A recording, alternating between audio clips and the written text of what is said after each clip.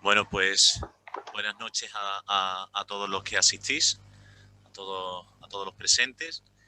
Mi nombre es Pablo Guija, soy el delegado de la Pastoral Universitaria y, bueno, pues también soy el director del SARUS. El SARUS es el Servicio de Asistencia Religiosa de la Universidad de Sevilla, un servicio que lleva ya más de 20 años trabajando, bueno, pues por, por todo lo que es ese diálogo de la fe con la razón y luego, bueno, pues por medio de ese diálogo interdisciplinar plasmado en seminarios, conferencias y luego también pues en este ciclo de debates que hoy comenzamos. Para desarrollarlo, hoy vamos a contar con las siguientes personas. Vamos a contar con la moderadora, que es Ana González Fernández, tiene 21 años, ella es de Sevilla y estudia el doble grado de Derecho y de ADE en inglés. Ella fue cofundadora junto con Alberto del Club de Debate de la Universidad Pablo de Olavide y ha participado en distintos torneos de debate bueno, pues como el debate Cánova, el torneo de debate nacional en Juve, en el Congreso de los Diputados y el Senado. Y también, bueno, pues es colaboradora en Jóvenes Promesas como regional manager. Uno de los de los que va a debatir se llama Alberto Mateo Nogueira, también de 21 años, también estudia el doble de Derecho más ADE en inglés y un grado en Filosofía. También fue, como he dicho, fundador del Club de Debate en la UPO, en la Universidad Pablo de Olavide, y ha sido el presidente del mismo durante 3 años. Y ha participado también en muchos otros debates. Y el otro, la otra persona, que es Fernando Cárdenas Domínguez, de 22 años, él es de Dos Hermanas, natural de Dos Hermanas, estudia el doble grado en Sociología, Ciencias Políticas y de la Administración, y ahora ya es el actual presidente del Club de Debate de la Universidad Pablo de Olavide. Y también ha participado, tiene amplia experiencia participando en diversos torneos de debates académicos y simulaciones. El tema, el título del debate se llama ¿Somos dueños de nuestra propia vida? Debate en el contexto de la proposición de la Ley Orgánica para la Regulación de la Eutanasia. Así pues, después de presentarlo, pues ahora Ana tiene la palabra, que va a presentar la dinámica del debate para todos los asistentes. Muchas gracias. Perfecto, muchas gracias, Pablo. Bueno, en primer lugar, bienvenido a todos los asistentes a este debate académico. Somos dueños de nuestra propia vida. Antes de comenzar con el debate, me gustaría dar una breve explicación sobre la estructura y el mecanismo del debate académico. Nuestros debatientes, Alberto y Fernando, defenderán su postura a lo largo del debate y argumentarán que su posición es la correcta. Esto lo realizarán a través de 4 fases. Primero tenemos la introducción, después primera refutación, segunda refutación o contrarrefutación y conclusión. Comenzará el debatiente a favor, en este caso Fernando, con la introducción.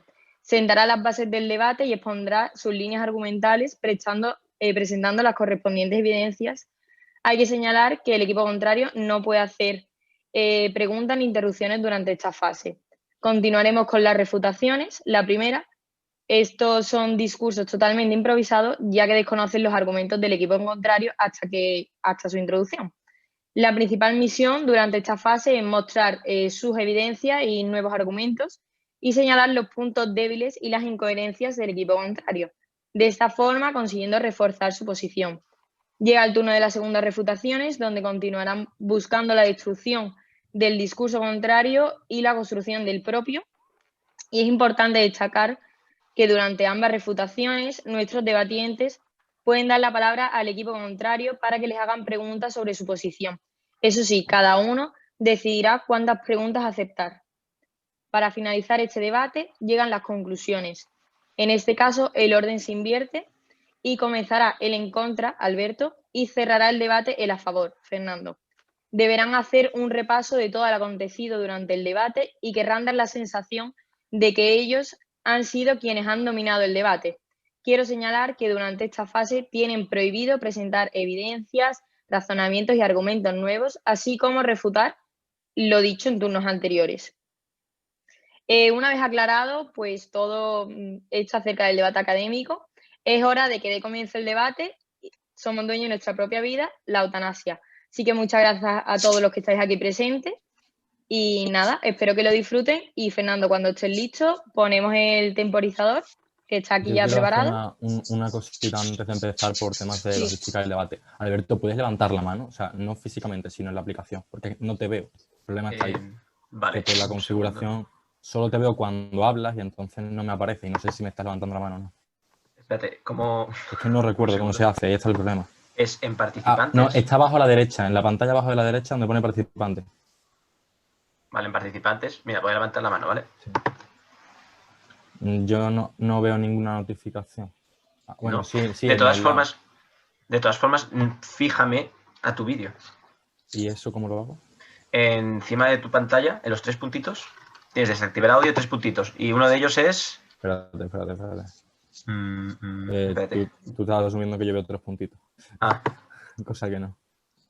fallo técnico. Información, no. Si abres en lo de participante y lo pones en desplegar a la derecha, pero solo en participante. Ya lo he encontrado, Pablo. Ya lo tengo. Genial. Vale. Muchas gracias. Me ha gustado.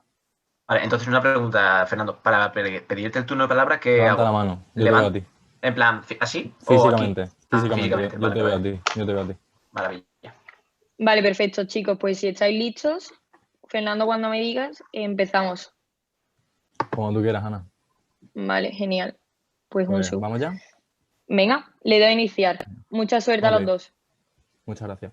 Gracias. Yo quería empezar este debate contando una historia muy especial. Quería hablar de mi tío abuelo, de Fernando Cárdenas.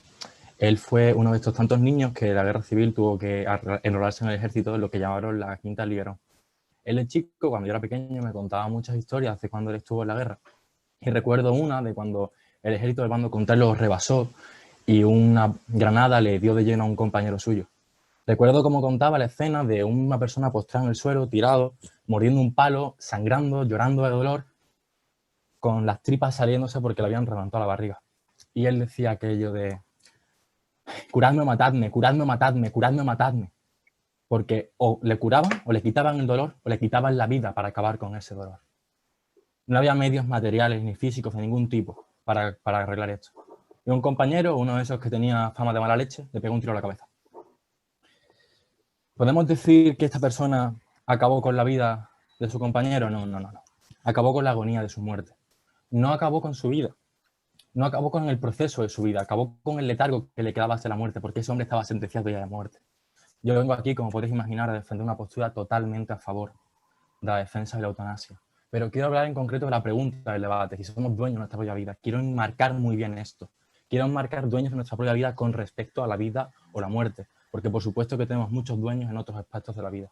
Aunque quizás no están en el cielo, sino más bien en la cartera de cada uno y cada uno de los aquí presentes.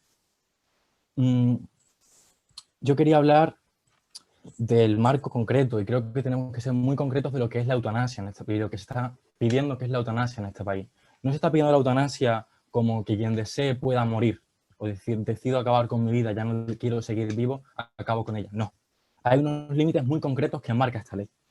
Lo primero que enmarca esta ley es que tiene que haber uno de los dos siguientes casos: una enfermedad grave, crónica, invalidante, o una enfermedad grave e incurable. En el primer caso estamos hablando de una enfermedad que incide directamente sobre la autonomía física, sobre la capacidad de expresión y de relación, y que está asociado a un sufrimiento físico y psíquico constante y tolerable, y que esas limitaciones van a persistir en el tiempo, incluso son indefinidas. Por otra parte, estamos hablando de las graves incurables, que son unas alteraciones que generan las enfermedades o los accidentes, y que están asociados a un sufrimiento físico, psíquico constante e intolerable, y que no existe un pronóstico de vida ni para curar a esta persona, y que vivirá una fragilidad progresiva. En estos casos queremos legislar, no queremos legislar en el resto de casos. Por supuesto, aún así, hay un montón de trabas para dar muerte a una persona. Tiene que haber una petición informada, expresa y reiterada en el tiempo, y a esta persona se le tiene que informar en todo momento de lo que está haciendo. Incluso tiene que hacérsele decidir de la forma que quiere dar muerte. Dicho esto, yo no quiero defender la muerte, yo quiero defender fuertemente la vida, pero la vida digna. La dignidad es una cualidad subjetiva ligada a la libertad y a la autonomía. Todo esto, que es mi argumento central, lo explicaré posteriormente. Mientras tanto, por favor, recuerden que la eutanasia no es para cortar la vida, no, es para cortar el proceso de muerte, abreviando así la agonía de quien la recibe.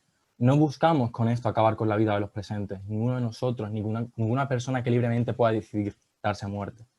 La libertad que pedimos es la libertad para personas que ellas mismas consideren unas condiciones concretas muy, muy detalladas por la ley que no merezcan seguir viviendo, porque su vida no es una vida, no, viven sin vivir en ellos, como diría Santa Teresa de Jesús. Mueren en vida, porque un sufrimiento atroz, tanto físico, psíquico, social, está muy, muy, muy desligado a la vida. Es todo lo contrario. Y con esto quiero concluir. Muchas gracias. Muchas gracias, Fernando. Alberto, cuando me diga, comenzamos. Perfecto. Un segundo. Se me escucha bien, ¿no? Sí. Perfecto. La fe y la razón son como las dos alas con las cuales el espíritu humano se eleva hacia la contemplación de la verdad. Buenas noches. Ante la pregunta que hoy nos trae aquí, si somos dueños de la vida, en el contexto de la proposición de ley orgánica sobre la eutanasia, he de posicionarme frontalmente en contra. Es decir, que no a la eutanasia. He comenzado mi intervención precisamente citando el inicio de la encíclica de San Juan Pablo II, Fides et Ratio, fe y razón. Y precisamente este debate llega a una misma conclusión desde la fe y desde la razón. Desde el punto de vista de la fe, la Iglesia deja bastante clara su postura gracias a las Sagradas Escrituras, al Magisterio y a la tradición. Pero hoy quiero atajar esta cuestión desde el punto de vista de la razón. Porque, digamos, aquí estamos mucha gente, creyentes y no creyentes. Entonces, la oposición a la eutanasia no es algo de católicos rancios. Si lo razonamos bien, muchas personas estarán de acuerdo en mi postura al finalizar este debate. Por ejemplo, fue gracias al Partido Comunista en Portugal como no triunfó una ley similar a la eutanasia. ¿Y por qué estar en contra de esta ley? Bueno, en primer lugar, porque es una ley perversa. Esta ley no es ni oportuna ni justa, característica que deberían tener todas las leyes. Segundo lugar, porque en el propio título de la ley nos encontramos con la trampa, que es una proposición, no un proyecto de ley.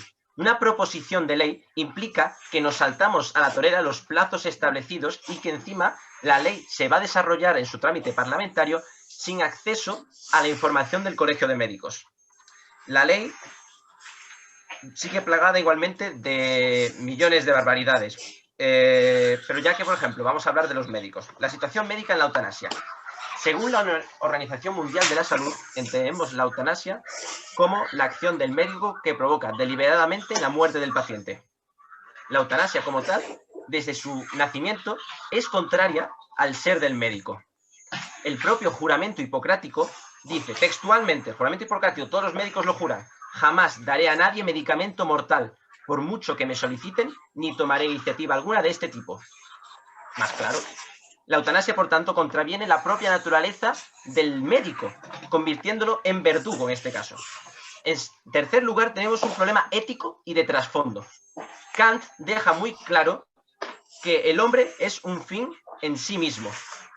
Y nos plantea este debate en realidad un conflicto entre la ética deontológica del deber del hombre como un fin en sí mismo contra una ética utilitarista. La propia ley habla en su motivación del crecimiento de la esperanza de vida o el retraso en la edad de morir. ¿Qué significa esto? Que la eutanasia sirve a la economía del descarte. Se cae en un utilitarismo desmedido. Esto mismo ocurrió con la ley del aborto. Con los síndromes de Down, la ley del aborto lo que hacía es prolongar el periodo de aborto de 3 meses y medio a 5 meses y medio. Así que si tenías un niño síndrome de Down, como no puede construir teóricamente según esta economía tanto a la sociedad, se le puede abortar. Pues lo mismo ocurre con la ley de eutanasia. Si eres mayor, si no tienes, no puedes contribuir a la sociedad, si, estás sufriendo, si estás haciendo cola para recibir una subvención de la ley de dependencia, no vales. La ley de eutanasia está para esto. Y luego haré referencia más adelante en mi siguiente intervención al principal problema de la eutanasia. Y es que para la libertad de unos pocos se podría convertir en un instrumento de coacción para muchos.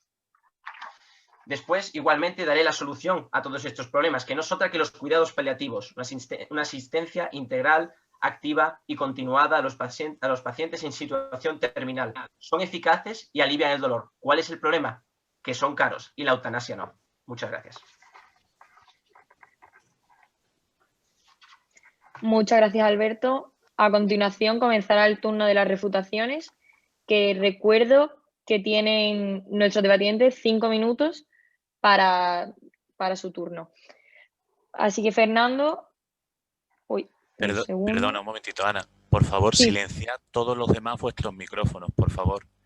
Todos los demás, silenciad vuestros micrófonos. De todas formas, creo que Ana Ana puede silenciar si en la pantalla de participantes, creo que puede silenciar si ves que alguien tiene el suyo Puedo encima. silenciar, pero a todo el mundo todo de el una mundo. vez. Claro, entonces vale. no quería cortarte tu introducción, Alberto. Vale. Gracias. Pero creo que ya no hay el problema del Igualmente, sonido. indicarlo de que el primer minuto está protegido y el último también. Sí, el primer minuto está protegido y el último de las refutaciones, por lo que no se pueden hacer intervenciones el uno al otro. ¿Vale? Fernando, ¿estás preparado? Por supuesto. Pues empezamos. Yo quiero recordar que, como viene recordado antes, la vida sin dignidad no es vida. Y quiero primero entonar muy bien y muy claro lo que es la dignidad y después explicar por qué la dignidad puede llegar a una persona a considerar que pierde su dignidad. Podemos decir que hay dos tipos de dignidad, la dignidad ontológica y la dignidad fenomenológica. La dignidad ontológica es aquella que tienen todos los seres vivos por el mero de ser, por el mero de tener derecho a la libertad y por tener libertad y por tener autonomía. Y la libertad fenomenológica aquella dignidad fenomenológica es aquella que tienen los seres vivos, bueno, los seres humanos en este caso, por sus acciones, por su hacer bien o su mal hacer. ¿Podemos perder la dignidad? Es un juicio de valor que tiene que hacer cada uno propio, que todos nosotros no podemos juzgar por los demás. Sin embargo, una persona que considera que no tiene libertad y que no tiene autonomía, puede considerar que no tiene dignidad. Y como repito una y otra vez, la vida sin dignidad no es vida y por ello se puede acabar por ella. ¿Qué pasa aquí? ¿Recuerdan lo que hemos dicho antes? ¿Recuerdan los tipos de enfermedades que intenta legislar esta ley? Estamos hablando de enfermedades crónicas, invalidantes, incurables, graves, con un dolor extenuante. Este tipo de enfermedades no permiten la autonomía y la libertad de la persona. Te escucho, Alberto. ¿Qué opinión te merece, Fernando, que esta ley que, digamos, ayuda o en teoría pone de relieve a los médicos en su elaboración no cuente con la opinión de los colegios médicos que precisamente están en contra de la eutanasia y del suicidio asistido? Muy interesante tu pregunta y te la agradezco mucho. Para bien o para mal, como funciona el sistema democrático de este país, aquí los que hacen las leyes son el poder legislativo, no son los médicos. Si bien me parece interesante y creo que si pudieran hacer estas cosas, no lo considero obligatorio, ni se merece desmentir esta ley por culpa de algo así. Continuando con lo que quería decir, quiero hablar de que estamos hablando de casos en el que las personas pueden perder la autonomía, por ejemplo, su capacidad de andar, de moverse, de coger objetos, también su capacidad de relacionarse, su capacidad de pensar. Pero también estamos hablando de dolores fulminantes. Imagínense un accidente de coche, una cefalea perversa que no te deja, que el mero hecho de razonar te duela. ¿Eso es vida? No lo creo. También quiero hablar de una cosa que se nos olvida, y es el principio de la libertad. La vida es un bien y en ciertas condiciones podemos hacer bien de ello y como bien se puede tomar o no tomar. Nosotros mismos podemos decidir, y si consideramos en unos preceptos que juzgue la ley que no podemos que podemos decidir no estar vivos, me parece justo que se haga así. Yo quiero decir una cosa que ha dicho antes Alberto. Bueno, te escucho, Alberto. ¿Acaso el suicidio voluntario de cada uno no es una forma de ejercer nuestra libertad contra el bien jurídico vida? Sí, pero yo no defiendo el bien jurídico vida a ultranza. Yo creo que cada persona es dueña de su propia vida. Y es curioso que, por ejemplo, en el Estado español no está penado el suicidio. Se pena ayudar a suicidar a una persona, pero no el suicidio en sí. ¿Qué pasa? ¿Es justo que una persona que tenga la capacidad física de morir se mate, pero una persona que no tenga esa capacidad, un médico no puede ayudarle a ello? No me parece nada justo. Ahora me gustaría aprovechar este último minuto y medio para refutar algunas de las cosas que has dicho en tu introducción. Lo primero que me ha parecido muy interesante es que dices que la defensa contra la eutanasia no es de católicos rancios. Totalmente de acuerdo contigo. Un CIS de hace unos 10 años, de 2009, nos dice que el 52% de los católicos están a favor de que se legisle la eutanasia, el 52%, y en contra, el 12%. Por supuesto que no es de católicos rancios que están en contra de la eutanasia, porque los católicos están a favor de la eutanasia en su mayoría, y no lo digo yo, lo dice una estadística. Por supuesto, aquí podemos debatir quién y qué se considera católico, pero creo que nosotros no somos nadie para decirle a una persona que fe procesa o deja de procesar. Otra cosa que quería comentar es de tu defensa de los cuidados paliativos, que, insisto, me parece muy bien, y quiero dejar muy claro que en no quiero poner precio a la vida de nadie ni a los cuidados de nadie, y que se paguen todos los cuidados de una persona. Sin embargo, hay situaciones muy concretas, que es las que rigen esta ley, que somos incapaces. O sea, que los cuidados paliativos son insuficientes, porque ¿de qué vale paliar el dolor si solo estás alargando el letargo a la muerte de una persona? Esto es lo que legisla esta ley. Insisto, es una ley contra la agonía de la muerte, no una ley contra la vida. Es algo que, por favor, recordar a lo largo de todo el debate, porque creo que es muy, muy importante. No legislamos contra la vida, legislamos contra la agonía de la muerte. Eso es todo. Muchas gracias. Muchas gracias, Fernando. Alberto, comenzamos con su refutación, ¿de acuerdo? Perfecto. Vale, perfecto, empiezo. Como iba exponiendo mi argumentación, mi cuarto argumento es, digamos, lo que llamaríamos el principal problema de la eutanasia. Y es que para la libertad de unos pocos se podría convertir en un instrumento de coacción para muchos. Mirad, uno de los pocos países donde se regula la eutanasia es Holanda, ¿vale? En Holanda entre el 4 y el 5% de las personas mueren por eutanasia. Esto significa que una de cada 20 personas muere por eutanasia. Todos en nuestros barrios, en nuestros círculos, conoceríamos a gente que moriría por ello. El 93% de estos casos, es decir, la inmensa mayoría, son médicos que en el propio domicilio de la gente les suministran la inyección letal o aquello, digamos, que soliciten, ¿no? Entonces, esto genera que en nuestra sociedad actual, ¿no? Como se normaliza el concepto de eutanasia, un enfermo, una persona está enferma, es mayor, tiene más de 90 años, necesita cuidados todo el día. Una enfermera está esperando a la ayuda de la ley de dependencia, esta ayuda que tarda casi 6 meses en llegar. Este enfermo ve y se siente insolidario, tiene alrededor su familia, sus hijos están todo el día pendientes de ellos. Esta persona, al ver que se ponen en la televisión, se ensalzan en los medios de comunicación, que por cierto, estos medios de comunicación no sabemos muy bien por quién están subvencionados, porque estos medios de comunicación tienen a ensalzar la figura de la persona que hace la eutanasia como un héroe. Entonces, el que quiere vivir su vida, el que necesita unos cuidados, ve a ese héroe en la televisión, ve cómo se ensalza la figura de aquel que hace la eutanasia y puede llegar a sentirse mal. Entonces, esta minoría de personas, que realmente son muy pocas personas las que precisan una eutanasia activa, coaccionan a la inmensa mayoría de la gente que ve cómo se ensalzan sus figuras. Es verdad que existe una minoría, pero ínfima, y pese que tuviesen todos los cuidados paliativos del mundo, seguirían pidiendo la eutanasia, pero son muy pocos, son casos contados. El artículo del Código Penal que pretende modificar la ley de eutanasia, no olvidemos, es el 143.4. No existe jurisprudencia en este país sobre ese artículo, nunca se ha aplicado. Entonces estamos ante una ley que lo que quiere es despenalizar una actitud, un obrar que nunca, digamos, en nuestra jurisdicción no tiene lugar, no existe jurisdicción de hacer con lo mismo. Tu pregunta, Fernando. Muchas gracias. Más que una pregunta, quiero mostrar una evidencia. O sea, ¿tú eres consciente que el 83% de esos casos que estás apelando en Holanda son muertos por cáncer terminal? O sea, es gente que va a morir y simplemente no quiere pasar por el sufrimiento de su muerte. Pues perfecto, para ellos están los cuidados paliativos precisamente. Son eficaces y alivian el dolor. ¿Qué pasa? Son caros. Al gobierno le conviene mucho más hacer esta ley de eutanasia con tanta urgencia. No entiendo qué urgencia hay. ¿No hay más urgencia en invertir en cuidados paliativos? La ley de dependencia se espera durante meses. No existen suficientes unidades en el país. Entonces, vamos, le voy a poner un ejemplo. Rafael Mota, presidente de la Sociedad Española de Cuidados Paliativos. Él dice, yo no veo en mis enfermos que quieran morir. Lo que quieren es no sufrir. Efectivamente, esta gente que sufre de cáncer, esta gente lo que necesita son cuidados paliativos. Es igual que el ejemplo que ponía Fernando al principio, creo recordar que era de tu tío abuelo, que estaba muriéndose. En la mayoría de películas de la guerra que nosotros vemos, se les inyecta una inyección de morfina. Eso es un cuidado paliativo. Al final esa persona va a morir. La morfina evita todo el dolor. Pues igual con los cuidados paliativos. No hace falta pegarle un tiro a esa persona. Lo que hace falta es apaciguar el dolor. Si no, pero claro, no conviene, es mucho más caro. Claro, es mucho más caro invertir en la ley de dependencia que en todo esto, ¿no?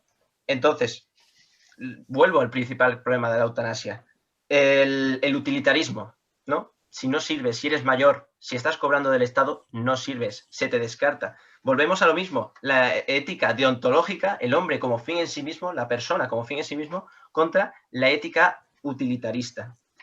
Hoy en día a Juana la loca lo hubiésemos eutanasiado por el dolor moral de la muerte de su marido, me pregunto yo, por ejemplo. Porque es que esta ley que a la que tú aludías antes precisamente y a la que tú decías, no, es que esta ley contempla sufrimiento psicológico. Si yo tengo depresión, puedo pedir la eutanasia, que me maten.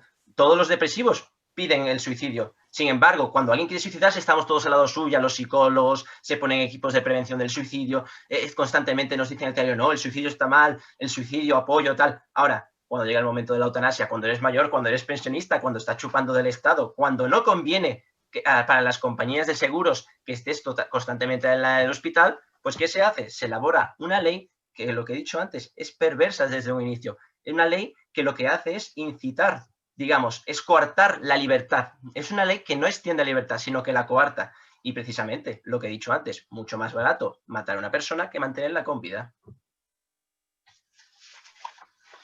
Muchas gracias, Alberto. Fernando, comenzamos con las segundas refutaciones o contrarrefutaciones. ¿Sí? Genial. Sí, por supuesto. Yo quería empezar hablando de lo que habla de por si una persona decide morir porque tiene una depresión, que se decide la muerte, perdóname, pero si te has leído la ley no funciona así. Hay un control de expertos y son estos expertos los que deciden sobre un criterio, una ley de acompañamiento, quién muere y quién no muere. En ningún momento determina eso. De hecho, todo lo contrario, la ley, por los dos tipos de muerte, o sea, dos tipos de gente que puede morir, que da esta ley, en ninguno de los casos cae una depresión severa, en ninguno de los dos. Después quería hablar de algo que has comentado antes, que es el código deontológico de los médicos. Estoy totalmente de acuerdo que lo principal, o sea, lo que intentan los médicos es favorecer siempre la vida, pero también habla del principio de muerte rápida. Aquí no es que haya un principio y otro, o sea, es que aquí chocan ambas cosas. Y aquí el código deontológico debe renovarse y decidir a dónde quiere ir, al sufrimiento de las personas o a alargar la agonía de la gente una y otra vez. Si te importa, voy a terminar la argumentación y ahora te contesto la pregunta, Alberto.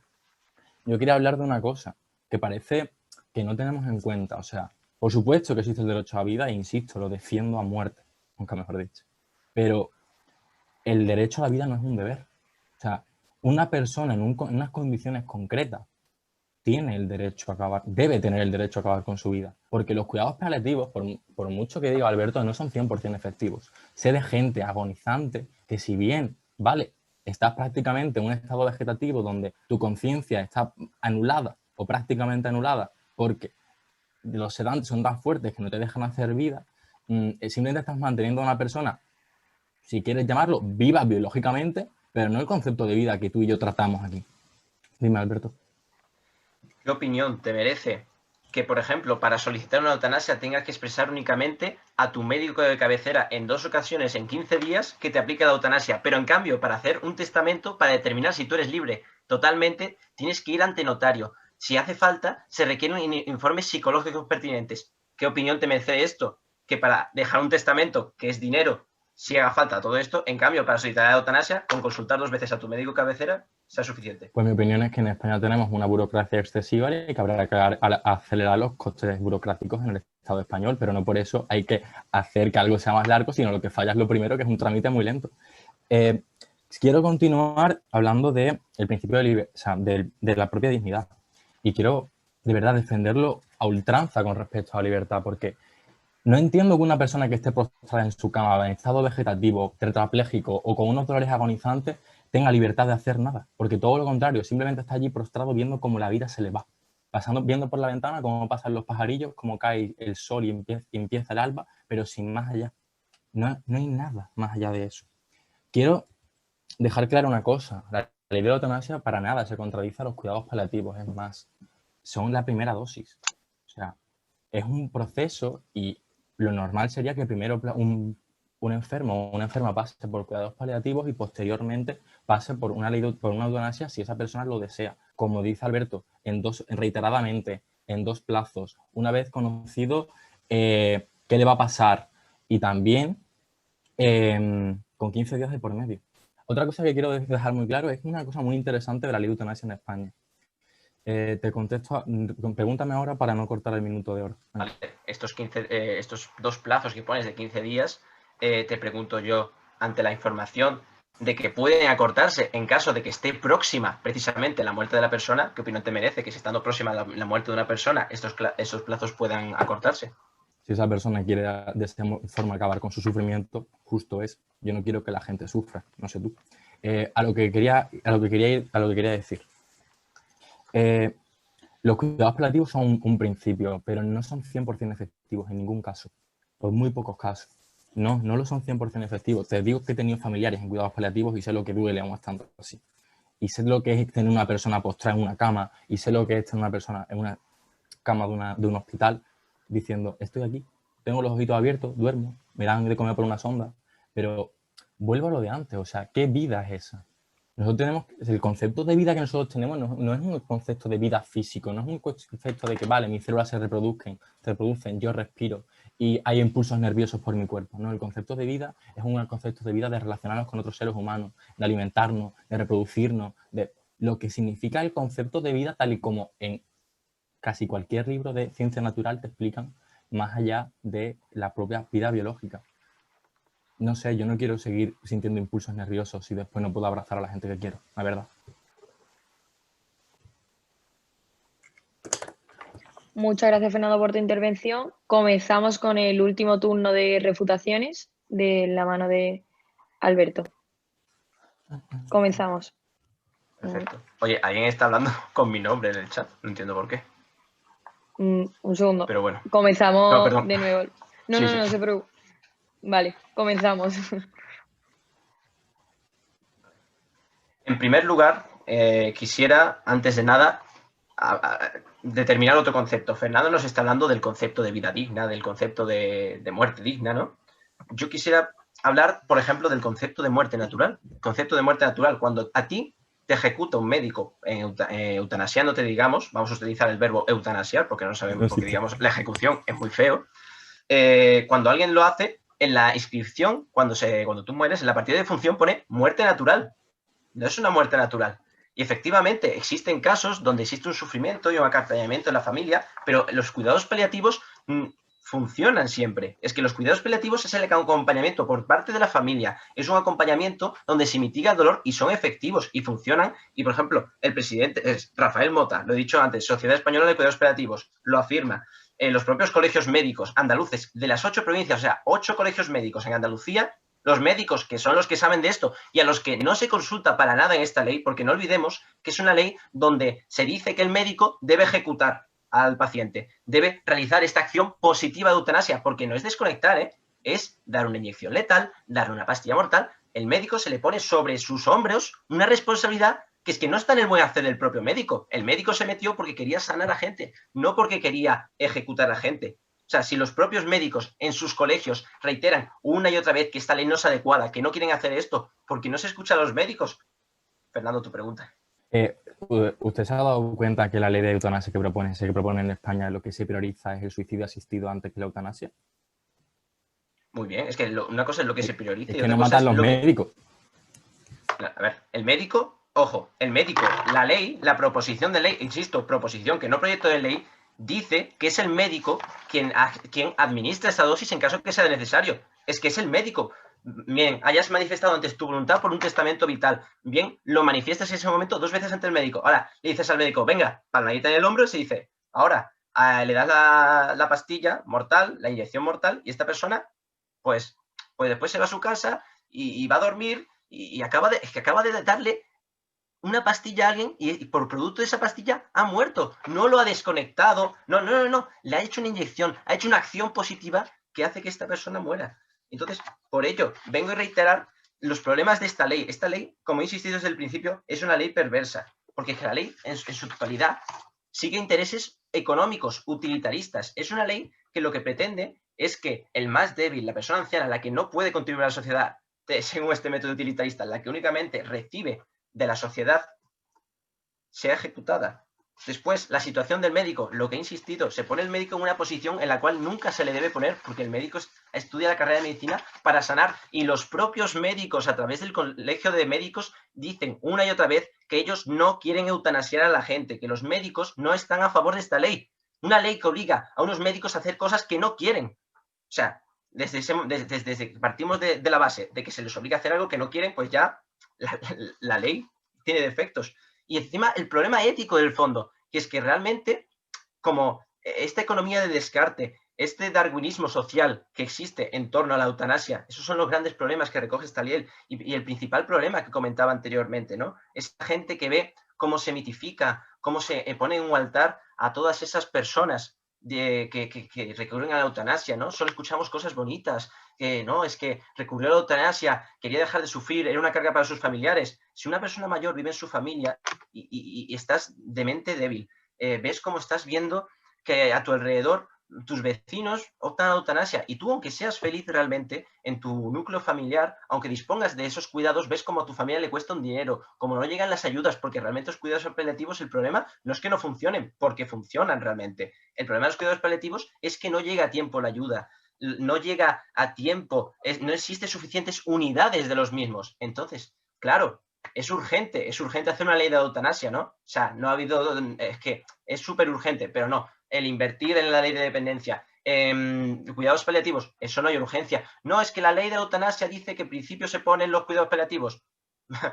Si no existen estos cuidados paliativos porque no se ha invertido lo suficiente en ellos, porque no se desarrollan, la ley de la eutanasia sigue estando viciada, como he dicho, es una ley perversa.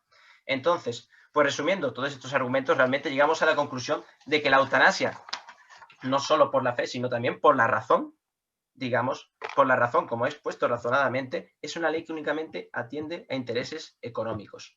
Así que esa es mi intervención. Gracias. Muchas gracias, Alberto. Ahora comienza el turno de las conclusiones, que como comentamos al principio, ahora comenzará Alberto y finalizará el debate Fernando. Para esta conclusión tienen 3 minutos. Así que, Alberto, ¿estás listo? Sí, sin problema. Un segundito. Uy, que ha comenzado. Perdona. Aquí me hace papeles.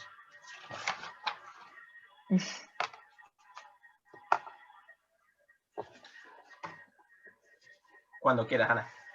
Perfecto. Pues un segundo y empezamos. Bien, para concluir este debate me gustaría volver a recalcar lo que he dicho a lo largo de todo el mismo.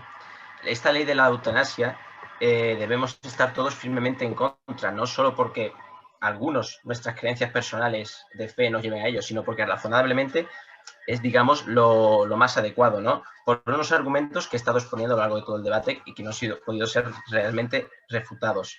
En primer lugar, he perdido mis papeles. Bueno, en primer lugar, porque la ley de la eutanasia es una ley en sí misma perversa.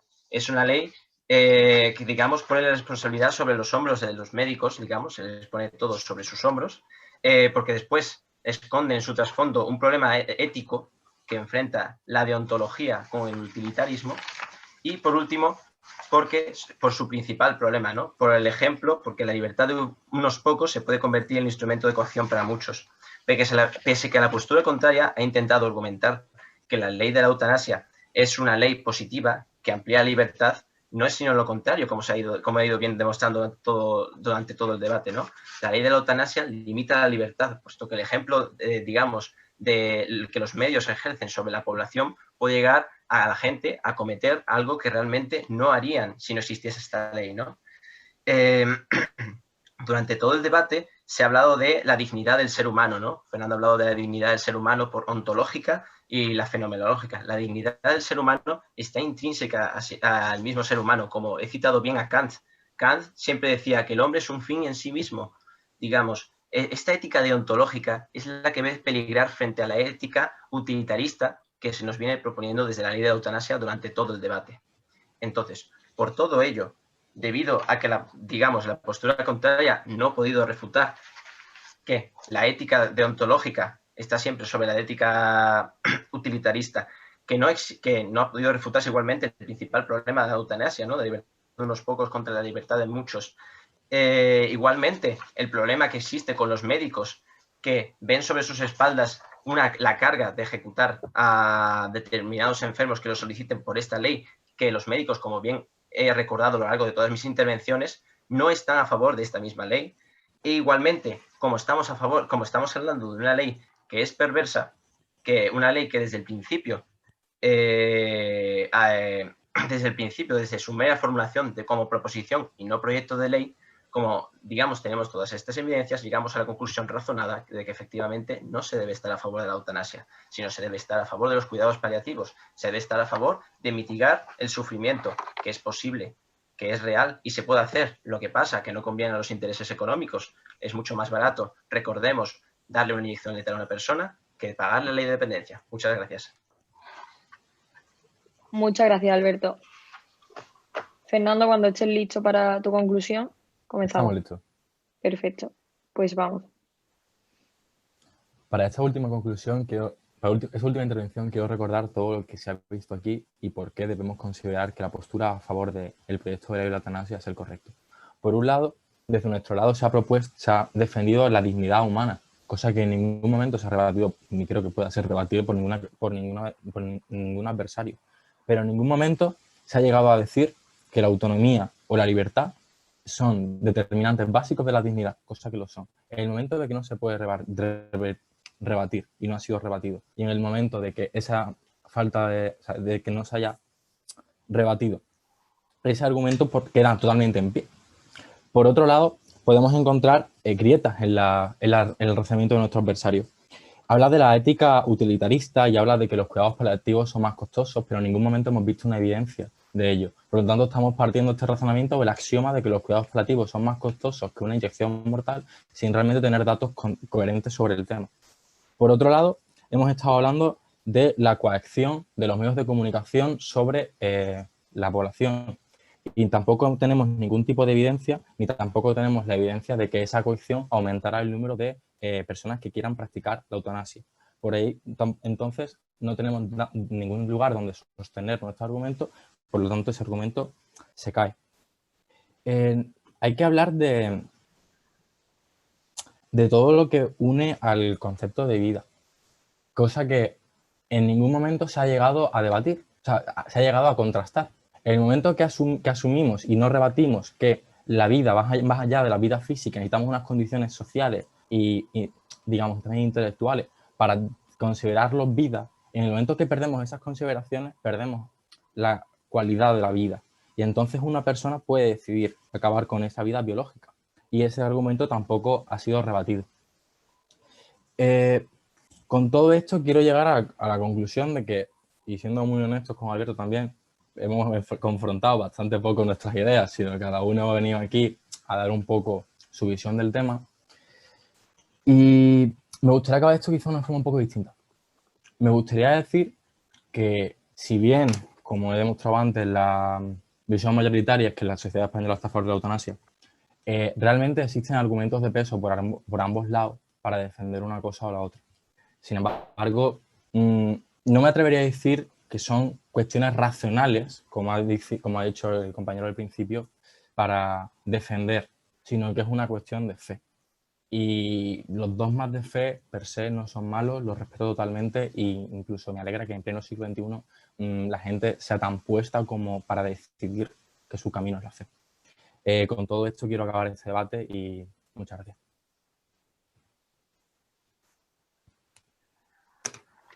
Pues muchas gracias, Alberto y Fernando. Ya ha llegado el final de este debate. Y nada, yo personalmente os quiero agradecer gracias a ti también, toda la formación y toda la preparación que lleva un debate pues, de este nivel y de esta calidad detrás, que lleva sus horas. Y nada, y todos los participantes, ya que cada uno decida pues quién ha sido su ganador. Y Pablo, si quieres decir algunas palabras, te invito a que abras el micro. Pues, sí, simplemente agradecer a Alberto y a Fernando pues su participación. La verdad que ha sido muy instructivo, ha sido muy elegante el debate en todo momento, cosa que se agradece. Y por supuesto también la claridad de exposición de ambos a la hora de tratar este tema, que es un tema delicado. También, bueno, pues los razonamientos que nos ayudan también a nosotros a crear nuestra propia síntesis. Y también, por supuesto, gracias a ti, Ana, por haberlo moderado con esa elegancia, con esa finura.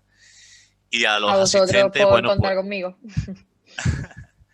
los asistentes, bueno, pues sí es cierto que ha habido alguna interrupción y tal, pero bueno, en gran medida, pues muy bien. Ahora a continuación, ya bueno, pues cerramos y si alguno quiere hacer alguna pregunta a los asistentes, pues puede hacerlo y ya, pues eso, ya generamos un coloquio que siempre pido que sea desde el respeto, por supuesto que sí, y sobre todo porque, bueno, al final estamos todos aquí tratando un tema muy delicado, un tema muy sensible y estamos aquí para entre todos, pues aportar un poco de luz. Así que... Antes de nada, bueno, aparte de agradecerle a los dos porque os pedí ya hace tiempo tal esto y sé que lleva una preparación detrás y que tenéis cosas que hacer, también que si podemos finalizar la grabación, porque esto se va, Sí, sí. o sea, más adelante lo usaremos algún día para que la gente vea la documentación. Y nada, Sí. agradeceros a Pablo por haber confiado en mí para hacer esto, a Fernando por aceptar, porque sé que vienes aquí a debatir y que no juegas en casa. O sea, No, eso es importante. desde luego que no. Claro. Entonces, yo de verdad lo agradezco porque, o sea, fuiste también de mis primeras opciones, ¿no? Al principio hubo un problema de fecha, entonces busqué posibles sustitutos, pero es verdad que no encontré disponibilidad más allá. O sea, fuiste el más disponible, el más diligente, así que se agradece, la verdad. Porque es venir a jugar a campo contrario totalmente. Así No es tan que... contrario, también hay que decirlo. Bueno, pero bueno, que yo lo valoro y lo agradezco. Y nada, igualmente Ana, por haberse brindado a moderar y con tanta ilusión y tal, que cada vez que le enviaba un mensaje Ana contestaba rápido y con mucho entusiasmo. Va a haber, a los que estáis viéndolo, va a haber más debates de este tipo. El mes que viene no tenemos claro, probablemente sea algo de la inmigración, no está seguro, pero dentro del mes siguiente, el de Navidad, será sobre el aborto, que también es otro tema así bastante delicado y que yo creo que estará interesante. Así que nada, los que habéis llegado aquí por el Sarus, ya sabéis cómo encontrar la información. Los que habéis llegado a través de Ana o Fernando, si queréis, pues ya les pedís el link para los próximos debates o lo que sea. Así que muchas gracias. Pues para la grabación, si quieres, Ana. Vale, perfecto.